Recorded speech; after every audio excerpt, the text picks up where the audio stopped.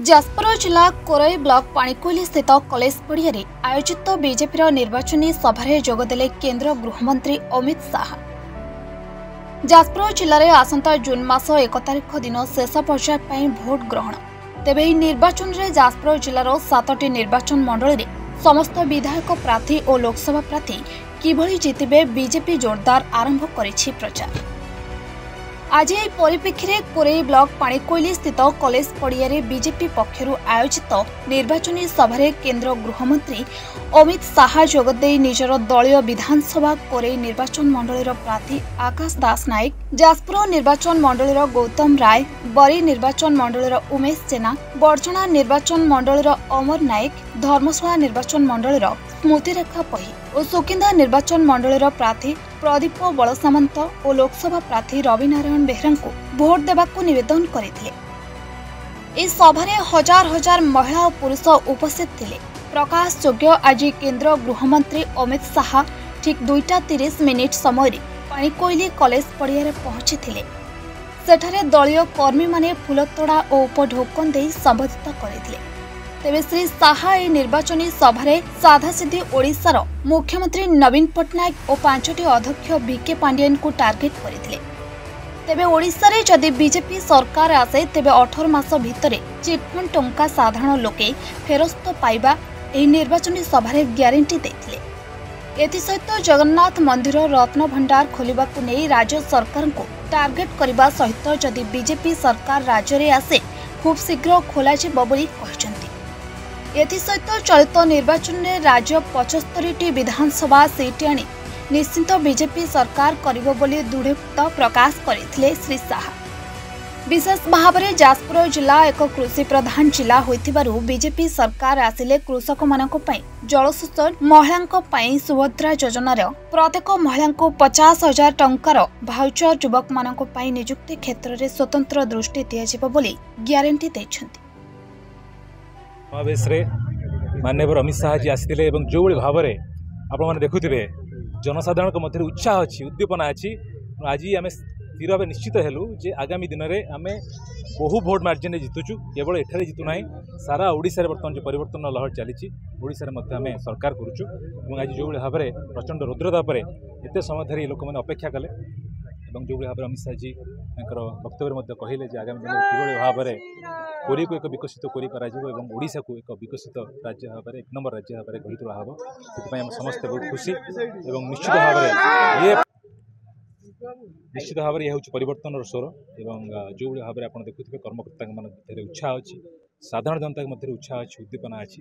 मैं दृढ़ निश्चित आगामी दिन में विजय आम सुनिश्चित और बहु भोट मार्जिन आज केंद्र गृह राष्ट्र मंत्री प्रचार करके गले जाजपुर बला साइड रे बला साइड जे दोचे साइड मना नहीं साइड माननीय केंद्र गृह मंत्री अमित शाह जी सबु बेले भारतीय जनता पार्टी गोटे पथ प्रदर्शक से आज जाजपुर माटी रे पाणिकोइली आसी जो ओजस्वी भाषण देले समस्त कर्मी माने उत्साहित एवं जाजपुर रे पद्म फुटिबो एक परिवर्तन स्वर आभास मिलला। एक परिवर्तन स्वर जाजपुर रे 1 लोकसभा एवं 7 को 7 विधानसभा निश्चय पद्म फुटिबो एटा आ विलम्ब नहीं। जाजपुर जो प्रकार दुर्नीति होईची ताको पर्दाफाश हबो, विकास हबो एवं ओडिशा रे भाजपा सरकार हबो एवं जातीय स्तर में ओडिशार ना 1 नंबर राष्ट्र भाव राज्य भाव परिगणित हबो। तो भाई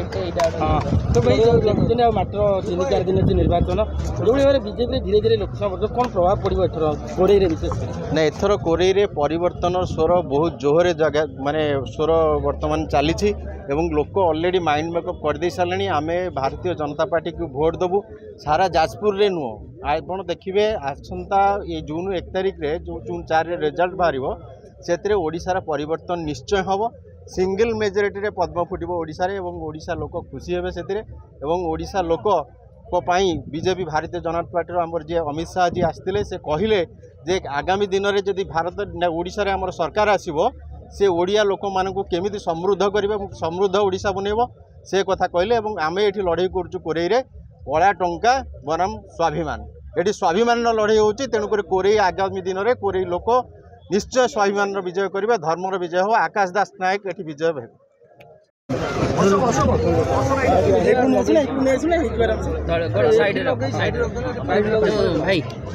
भाई आज शाह आसते प्रचार जो जनसमुद्र बाजी एत संख्यार एकत्रित होते आपण मैंने देखिले गोटे परिवर्तन जाजपुरवासी केमिति भाव में व्यस्त व्याकुल अच्छा एत प्रचंड खरा आज एत गुड़गुड़ी होची ता भितर सकाळ 10 रु ए दिन 3टा पर्यंत हजार हजार लोक सेमती धैर्यर सह अपेक्षा करछंती पूरा खरारे भी छिड़ा होकर शुणुंट चौकी जगह मिलला ना पूरा खरारे छिड़ा होकर शुणुंट अमित शाह को देखापी मोदी सरकार चाणक्य देशर एक बार सुप्रतिष्ठित गृहमंत्री जी सरदार पटेल पर द्वितीय टाणुआ गृहमंत्री लोहमान भाव में द्वितीय लोहमान भाव में जहाँ गोटे नुआ परिचय सृष्टि होती मोदी सरकार जड़े दूरदृष्टि संपन्न परिवार मंत्री अमित शाह जी वक्तव्य शुणापी पाखर देखापी और कथार प्रभावित होकर परिवर्तन करने जमी भाव में हजार हजार लोक रुंडीभूत होते सी आज प्रमाण करुच्ची आगामी दिन में 1 तारिख दिन कौन हाँपाई जाऊँगी तेणु समय को अपेक्षा कर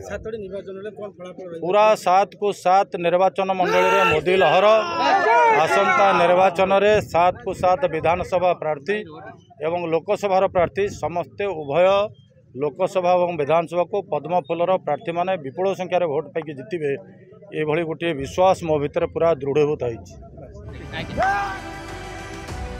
ब्यूरो रिपोर्ट ओडिशा संकेत।